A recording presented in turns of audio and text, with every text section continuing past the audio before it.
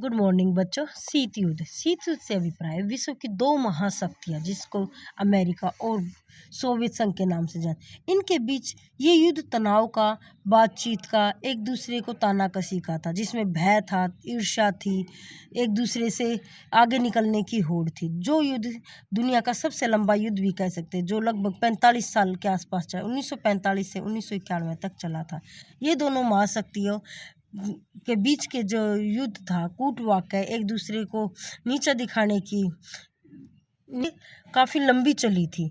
ये विचारात्मक और एक दूसरे को राजनीतिक संघर्ष का युद्ध है, इसीलिए इसको हम शीत युद्ध के नाम से जानते हैं। क्या बिंदु द्वितीय विश्व युद्ध के बाद से अब तक का प्रथम विश्व युद्ध हुआ था हमारा 1914 से 1918। दूसरा विश्व युद्ध हुआ 39 से लेकर 45 तक। दूसरे विश्व युद्ध के बाद से अब तक की वैश्विक घटनाओं के अध्ययन है, जिसको हम समकालीन विश्व राजनीति के विषय में पढ़ेंगे। द्वितीय विश्व युद्ध में युद्ध के दौरान देश कुछ गुटों में बटे हुए थे, जिसको मित्र राष्ट्र और ध्रुवीय राष्ट्र बोलते हैं। मित्र राष्ट्र में कौन कौन से देश आते हैं? सोवियत संघ, फ्रांस, ब्रिटेन, संयुक्त राज्य अमेरिका। और ध्रुवीय राष्ट्र यानी जर्मनी, जापान और इटली। दूसरे विश्व युद्ध के समाप्त होने के बाद दो महाशक्तियों का उदय हुआ, यानी जन्म हुआ।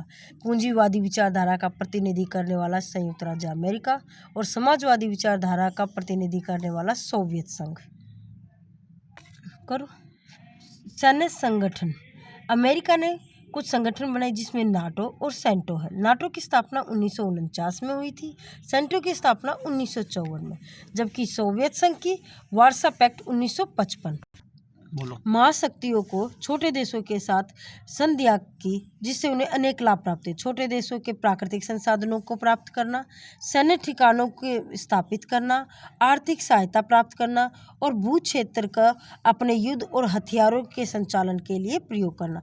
शीत युद्ध का दायरा था 1948 में बर्लिन की नाकाबंदी, 1950 में कोरिया संकट, 1954 से 75 तक वियतनाम में अमेरिका का हस्तक्षेप, 1956 में हंगरी में सोवियत संघ का हस्तक्षेप, 1962 में क्यूबा मिसाइल संकट, जिसमें से मेन क्वेश्चन भी आते हैं हमारा कोरिया संकट और क्यूबा मिसाइल संकट। हमें अलग से भी तैयार करना, क्योंकि ये 3-3 नंबर के क्वेश्चन अलग आते हैं।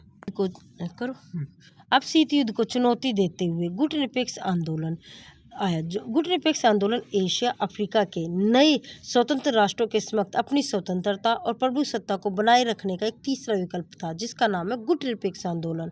गुटनिरपेक्ष आंदोलन का पहला सम्मेलन 1961 में बेलग्रेड यूगोस्लाविया की राजधानी में हुआ, जिसकी नींव 1955 में ही अफ्रो एशिया सम्मेलन में की गई थी, जिसको हम बाडूगन सम्मेलन के नाम से जानते हैं। इसके संस्थापक नेता और संस्थापक थे हमारे पंडित जवाहरलाल नेहरू, जो हमारे देश के प्रथम प्रधानमंत्री भी हैं, भारत के थे। कर्नल नासिर मिस्र के और डॉक्टर सुक्रो इंडोनेशिया के, मार्शल टीटो यूगोस्लाविया के, वामे अनुक्रमा गाना के। ये हमारी सहायक सामग्री यानी स्पोर्ट मटेरियल, जिसमें बड़े ही शॉर्ट में और इम्पोर्टेंट क्वेश्चन है, जो कि हमारे पेपर के लिए बहुत इम्पोर्टेंट है। और अब हम इसका नेक्स्ट भाग करेंगे, जिसमें हम अब इसके कुछ क्वेश्चंस और करेंगे और हमारा फर्स्ट चैप्टर कंप्लीट हो जाएगा।